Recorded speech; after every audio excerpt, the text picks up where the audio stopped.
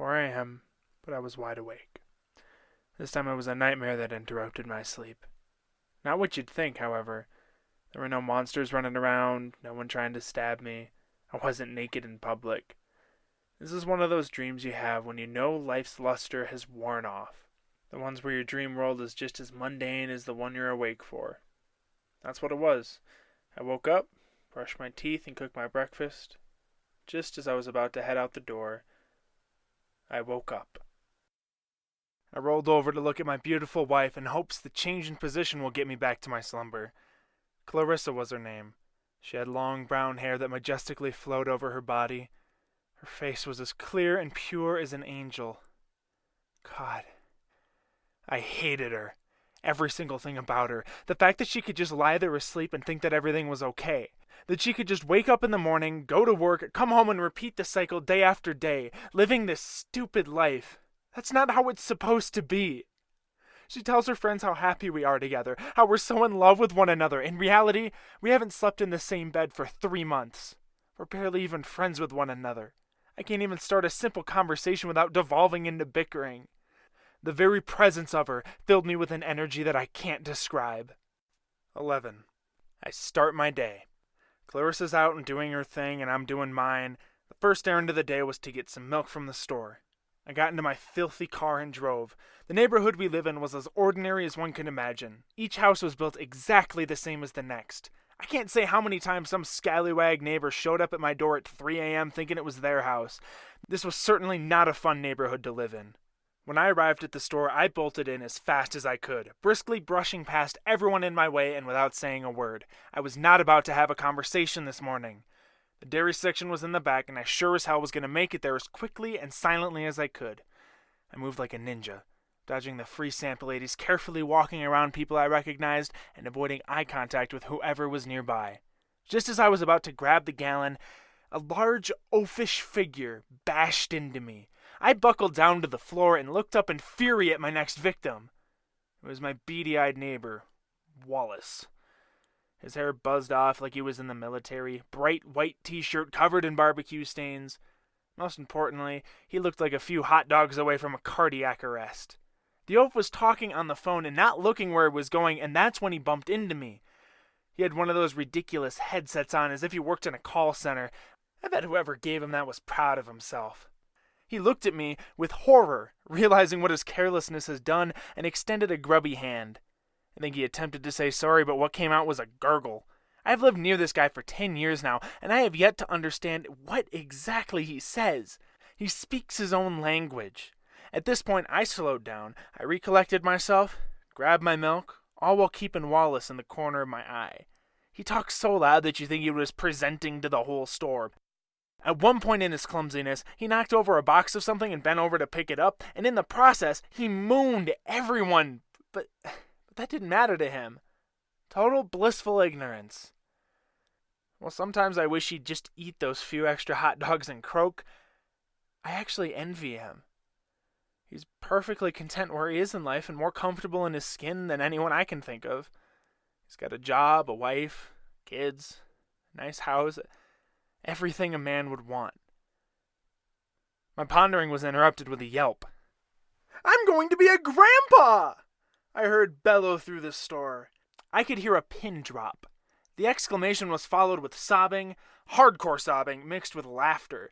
What was an annoyance to everyone else was the best moment of this man's life. I had enough of it. I buy a new gallon of milk every week to the point where I know the price by heart. Before the cashier could utter a word, I handed over the exact change and left the building. Coming home, I swapped out the old milk gallon with the new one. God, I hated Clarissa at this moment. The old gallon wasn't even opened and was fresh past expiration. With my dietary restrictions, I'm not allowed to consume dairy. Clarissa, on the other hand, just loved it.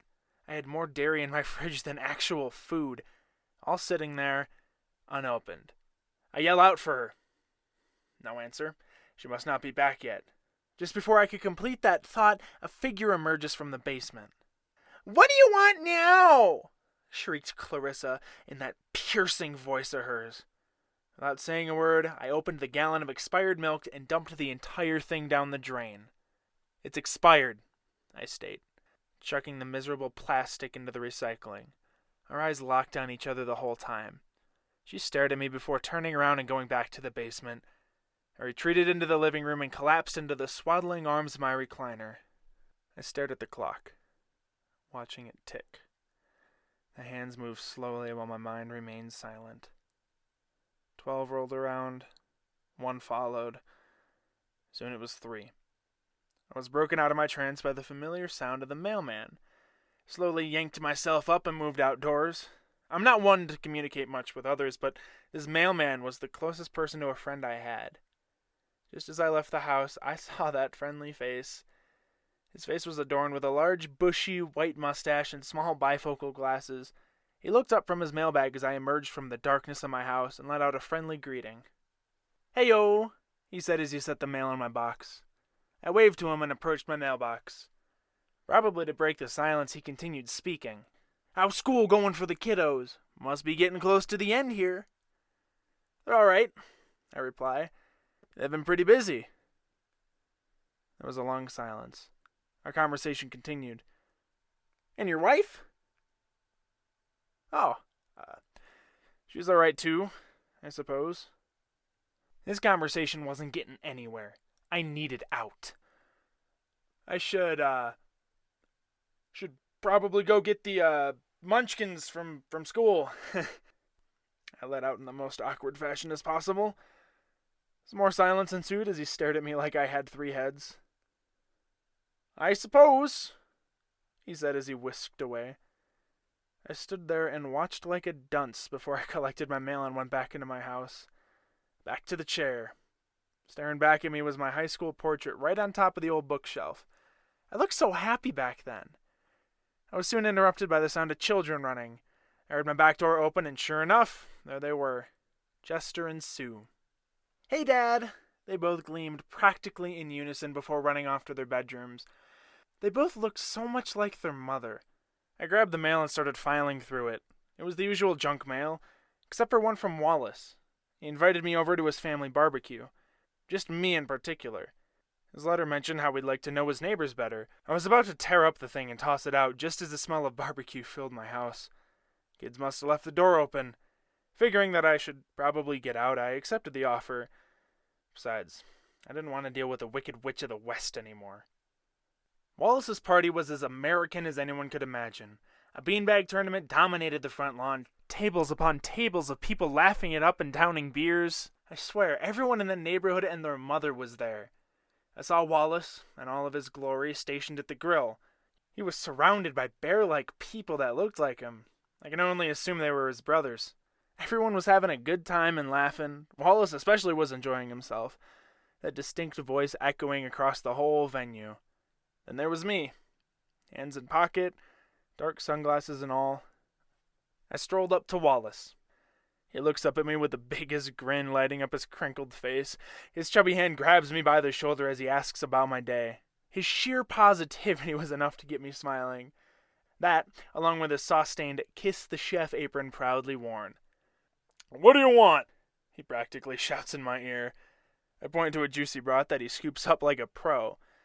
I thank him and take a seat next to a lady who looked like she just got off of work. While just about everyone was wearing white clothing, she stood out with her gray jacket. I didn't care much to talk to her, however. She must have felt obligated to say something. "I don't think I've seen you very much," she starts off. I nod in agreement. "How are you?" "I'm doing all right," I reply. I was never much for small talk. "Where do you work?" she asks. We clearly didn't know each other very well. "Oh, just some boring office job." I didn't really answer her question, but I didn't really care. "Just you in that house?" she inquires. That was a bold assumption. No, actually, I am married. I have 2 kids as well," I say politely yet sternly. "Really?" She sounded surprised. "I've never seen them." "It's your fault for not being observant." "Oh, yes, Chester, he's turning 9, and Susan, she just turned 7. What's your wife do?" These questions just kept coming. "Nag me" is what I wanted to say. "She's an accountant." That didn't seem to satisfy her. "You all are just holed up in that house all the time? You should come out once in a while." She was starting to get judgmental, and I needed to put a stop to it. Why didn't you bring them over? I would love to meet them. I know she just wanted to be nice, but I couldn't talk to her anymore. I slapped my hand down on the table, accidentally hitting her plate that was hanging off the edge. The motion catapulted her brat straight into her lap, the greasy, fatty piece of meat staining her beautiful jacket the entire way down. Oh, shoot, I say. I look up and see Wallace staring in horror, his eyes wide and his mouth agape. He looked at me, looked at the table, then looked at the neighbor lady. Seeing her jacket stained, he let out a mighty laugh. His face turned bright red and he could barely breathe. The lady stormed off into the house to clean up the mess, bumping into Wallace's wife, who was at the doorway. Nancy was her name, and she looked like a female version of Wallace. She rushed over to where I was. "Is everything all right?" she asks worriedly. Wallace is still laughing, to which she shuts down by glaring at him. "Yeah, it's fine. I accidentally knocked her broad onto her," I say, hiding my pride. "Oh, heavens, by the look on her face, I thought you'd murdered someone." Nancy was the person to say, "Oh, heavens." Wallace remained hysterical in the background. Nancy swiveled around and scolded them. People began talking again and had forgotten what just happened. I, on the other hand, was left in silence. I'm always asked about my family. I'm always asked about everything. I wish some people would just mind their own business without getting into mine. A certain emotion bubbled inside me. I couldn't take it anymore and left the barbecue. It got me thinking again. I plopped myself into my usual chair and just stared into the distance. The more I thought, the more I wished people would stop digging into my personal life. Maybe my family doesn't want to leave the house. Ever think of that? Wife's got work, kids have school. I get so fed up with these questions about them. It's never about what I want. The whole time I was lost in my own world. I must have fallen asleep. Next thing I know, it's morning again, which means one thing: work. It was complete silence. Clarissa must have dropped the kids off this particular morning. I glanced over at the clock. Wonderful. I woke up with just enough time to get ready for work, which is what I did. When I got to the office, I planted myself in my little cubicle like how I do every day, my blank little office space. I looked over the sea of cubicles to see everyone else working. I saw photos of family members, bulletin boards, posters, you name it. I compared it to my cubicle consisting of a post-it note that was 5 years old. I had a new neighbor moving into the next space. He was a mid-20-something, fresh out of college and into the workspace. As I worked, I could see him in the corner of my eye setting up his new space.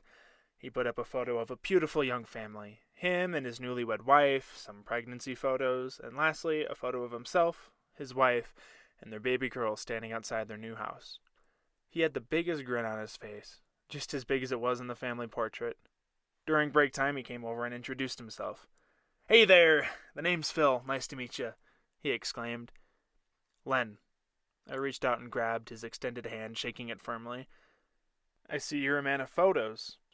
"Yep, my wife and I just had a daughter. Figured it was time to invest in a camera." He seemed proud of himself, so I egged him on. "How long have you been married?" I prod. "We met my senior year of high school, got engaged right after I graduated college. We'll have been married for 1 year and about 2 months. He proceeded to go into a long-winded story about his life that I stopped paying attention to. "How about you?" I was pulled back into reality. "Oh, yeah, I'm married. Clarissa is her name. We have 2 kids, Chester and Susan." I stopped right there. "Your office is a little blank. Have you been here long?" he asks. Great. Now he was getting judgmental, too. "About 10 years, I said soberly. "Well, can I see your family? Do you have any photos?" he enthused. I started to sweat. Nope, not on hand anyway." "Really? Not even on your phone?" A puzzled look grew on his face. "Clarissa doesn't like the camera on her." There was a pause. "The kids don't either." I could tell he was straight up confused. Not many family men go around without a single picture of their family. "My sister-in-law is actually a photographer. She did all of our portraits. Maybe you could round up the family and get a photo taken together," he offered. "No, I don't, I began racking my brain for an excuse.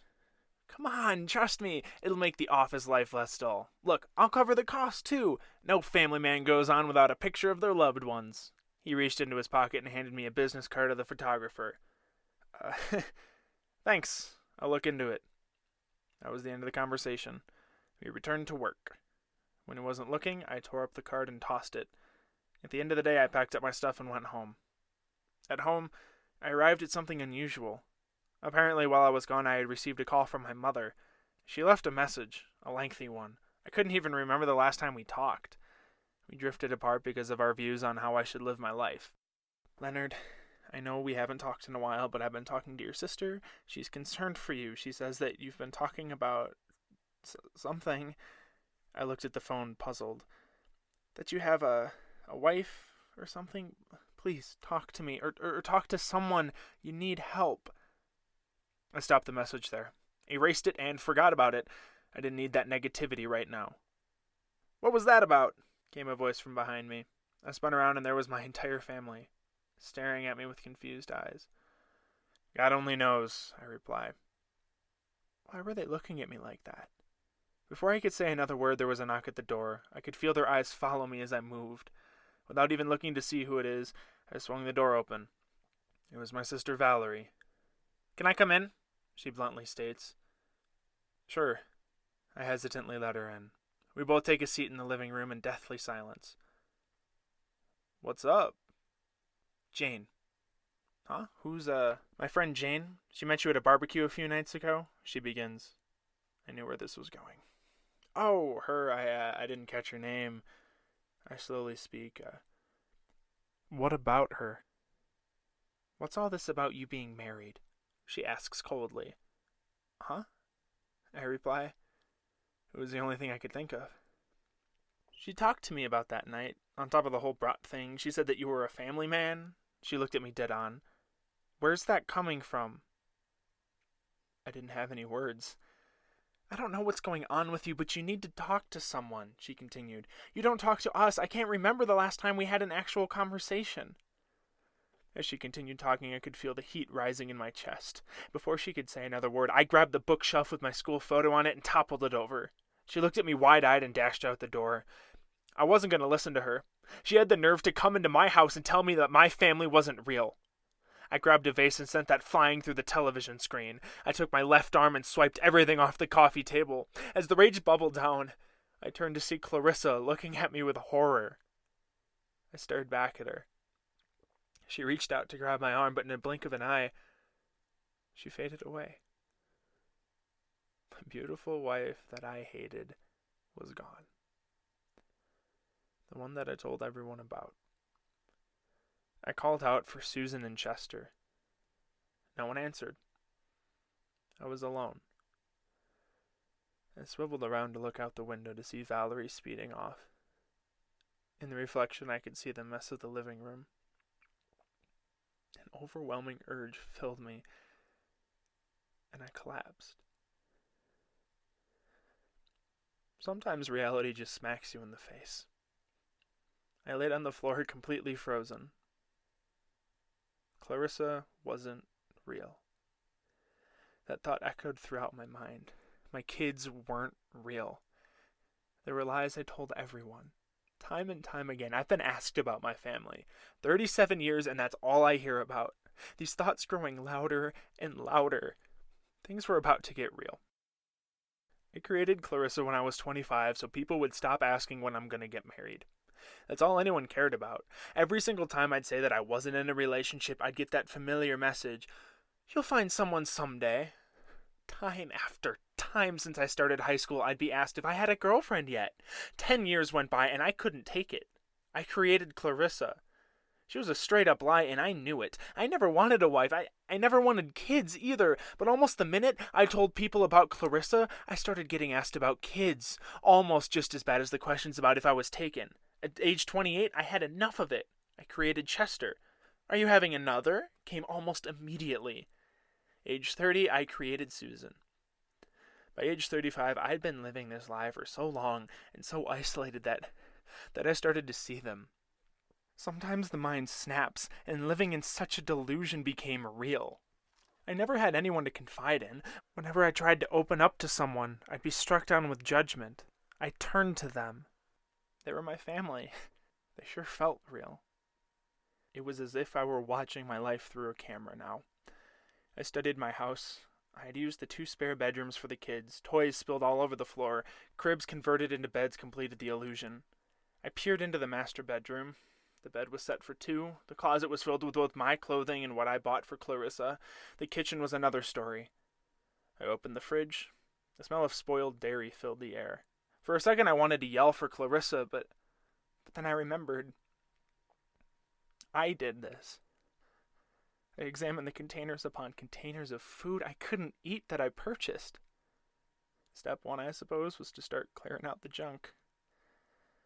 1 week passed, and I knew I couldn't move on. The lie had become so ingrained into my psyche that I found myself beginning to relapse into my own delusion. People around me kept asking about my kids. They kept asking me about my wife. I kept on lying with each time, feeling them start to come back. My sister kept calling me the entire week, but I wouldn't answer.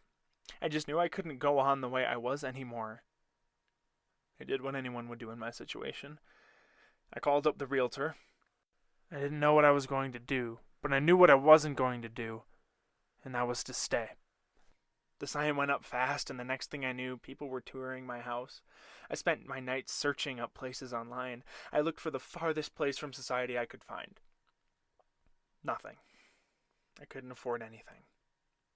Sure enough, after a month or so, my house was bought. I was surprised. I still hadn't found where I'd go. I went back to searching. At this point, I needed out, and I needed out fast. Clarissa was starting to come back into my life, and she was angry. I eventually found something. It was out of my range, not on the high end, but the low end. It was a 1-room, 1-bathroom cabin out in the middle of nowhere. It needed some serious repairs and clearly wasn't made to live in full time. I took it, though. It may not have been the prettiest choice, but it was a choice nonetheless. Anything to get me out of my house and anything to keep them away was more than enough for me. It was too far out for me to keep my current job. That's good. That meant I could leave it and everyone behind. Without hesitation, I put in my 2 weeks' notice and purchased the cabin. Within a week, it was move-in ready. I took what I could and tossed out what I couldn't. I made damn sure that the kids' stuff and the women's stuff went out to the dump. It was my last night in my old home. I sprawled out on the mattress inside my empty room. No clocks ticking. It was pure silence. My new life was hours away, and I couldn't wait. I was just about to drift off when I heard a familiar voice. "What are you doing?" I whipped up and looked over to stare Clarissa right in the face. She looked bewildered. "You're just going to leave us?" I looked back at her. That's it. I slowly raised myself off the bed and booked it out the door. Clarissa yelled for me. "Len?" I heard in the distance. "Come back!" I jumped in the car and roared the engine to life, speeding off. I could see her and my kids through the rearview mirror. Getting distracted, I couldn't see a car coming my way. Who drives around at 3 in the morning? That was my initial thought. But it quickly ended as I threw the steering wheel to the side to avoid smacking that idiot. The car flipped over. I bounced around the entire thing as it tumbled throughout the ditch. Suddenly I hear a splash. Sure enough, I'd done exactly what I thought I'd done. Crashed right into the river. I didn't have much time to get out, but I did. I leapt through the broken side window just before it went under.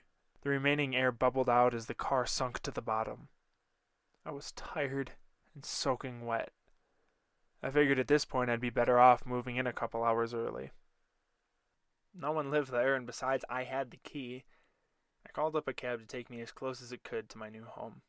It wouldn't go past the city limit, so I instructed the driver to drop me off right at the cutoff, right under the bridge between the town and the country.